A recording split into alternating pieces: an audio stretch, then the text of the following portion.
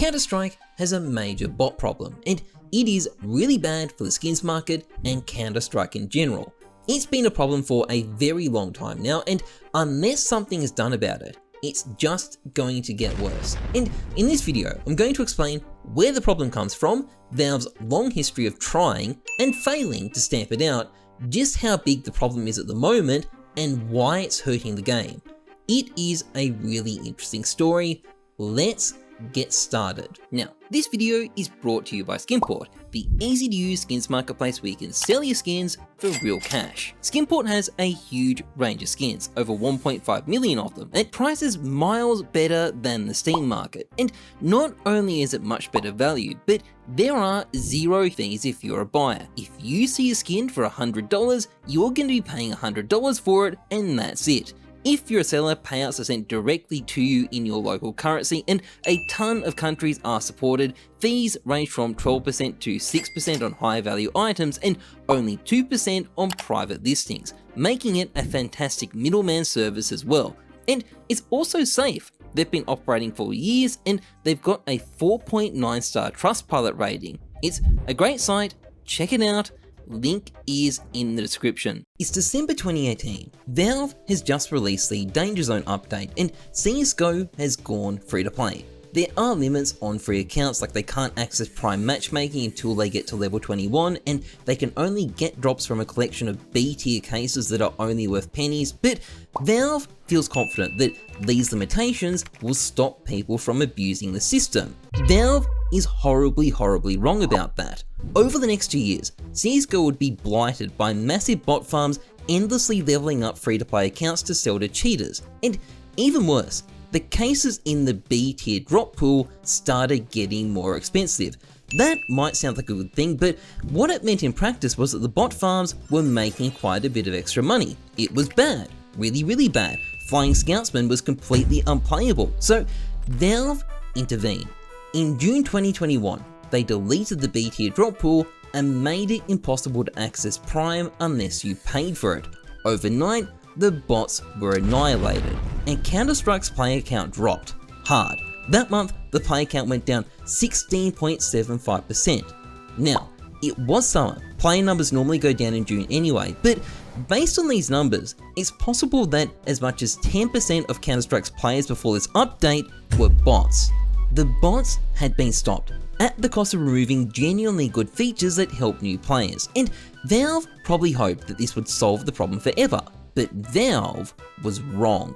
Over the next 2 years, the price of cases would skyrocket as Counter-Strike's degenerate player base couldn't keep their fucking paws off them. Hundreds of millions of case openings later, and even the actively dropping cases were being forced up in price. Forced up in price a lot, so much that buying a bunch of Prime accounts and farming cases on them 24/7 actually started becoming really profitable. And when CS2 was announced, the price of cases went from being stupid to straight up retarded, and as a result, case farming went from being really profitable to absolutely bonkers. The bots were back, but thankfully this time they were just using idle servers where they didn't ruin the experience of other players. This was a massively less harmful way of farming cases, and because of that, Valve ignored the case farmers. But in June 2023, history would repeat itself when a new update destroyed the botters overnight. Now, all this update did was change the way cases were dropped. Instead of being dropped randomly while you were in a VAC secured server, now they were dropped when you leveled up for the first time each week. For most players, this was a W, but for botters, it was disaster because they relied on idling to get their drops. Now, they had to play the game. Overnight, botting was destroyed, and the player base dropped around 20%. Again, bots on their own were probably making up about 10% of people playing the game. But with so much money on the line, it was only a matter of time before someone found a way of making things work. And eventually, a new type of software was developed that could farm cases again. Now, the guy who made this software is not around for an interview and he's not going to like me much after this video anyway, but the first signs something was up was that a lot of complaints started coming in about deathmatch servers that were full of bots. Now, this didn't get too much attention because of how bad cheating was at the time, but this was actually the case farmers getting back in on the action. Someone had found a way to make it work, and the bot farms were being rapidly booted up. Now, at this point, the number of people botting was still smaller than it had been in the past, but the bot farms have been growing rapidly. You might have noticed that the Counter-Strike player count has been going up over the last few months. Well, part of the reason it's been going up is because of those bot farms. And you may be wondering, after all this, how lucrative could farming cases possibly be? Well, I actually have some numbers. During March, for example, the largest bot farm, or at least the largest one I know of, had 60,000 Steam accounts of farming cases on. Now, if we assume the average case, each of those accounts got dropped each week is 25 cents, the guy running the bot farm would have been making $15,000 each week just from cases. And that's before weapon drops, that's before rare drops. Also, the cases would have actually been worth more than 25 cents each on average, so it's bonkers amounts of money. Gabe Follower has also done some research into this. He found out that over the last month, bot farmers have made $600,000 US. It's big fucking business, and by the way, they threatened to sue him for revealing this apparently. Poor guy. First he gets an eye poked out in a plumbing accident, now he's got to go to court as well. Also, if you're watching this, leave a like because I think I'm going to be getting some threats soon as well. Now, we can also take a guess at how many bot accounts there are based on this. So it's $600,000 per month, the average case is about 40 cents, and based on that, there's probably about 375,000 bot accounts farming 2.4 million cases each month. Now, these bots probably make up about 5% of the player base. Like if each bot plays for 20 hours a week, that is 7.5 million hours of CS, and according to Steam charts, the community plays 150 million hours of CS each week, so about 5%. They also provide about 8% of the cases opened each month. They're a big part of the market, and if history is anything to go by, they're only going to get bigger from here. And this is not a positive thing for Counter-Strike. Now, to be clear, botting is very different to something like cheating. Cheaters want to ruin the game for everybody else.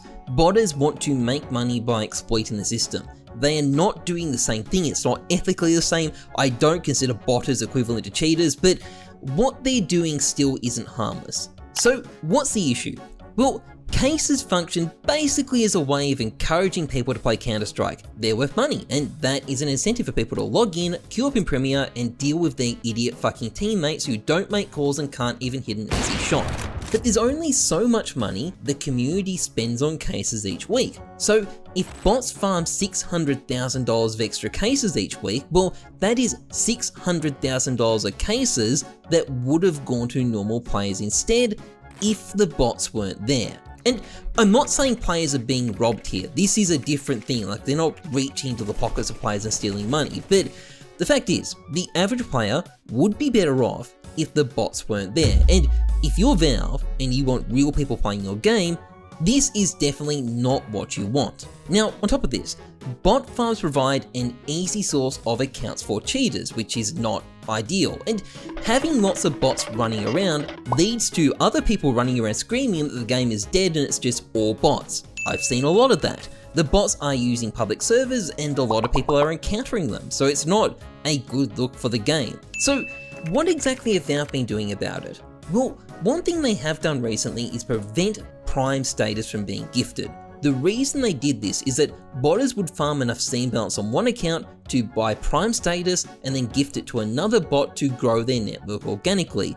This is probably a really annoying change for the bot farmers, but it's still only an inconvenience. It's not going to stop botting. They have also been VAC banning some bots, although from what I've heard, it's not very extensive, and to be fair to the botters, they're not actually violating the Steam online conduct. So do they deserve VAC bans, particularly when the game actually has a big problem with cheaters, which should be high priority? I don't think they do. Perhaps changing the requirements to get drops might help with the problem as well, but I doubt that would be a permanent fix either. And to be fair, every game with some kind of real-world economy attached to it is going to have problems with bots. It's inevitable. You can't blame people for trying to take advantage of it, and ultimately it's up to the game's dev to prevent these exploits. And to be honest, it has been worse than CSGO in the past. Still, I hope this gives some insight into what these bots are doing and why, and with that, we're done with this video. If you enjoyed it, please like, comment, and subscribe, massively appreciated. Otherwise, trust the numbers, not your gut.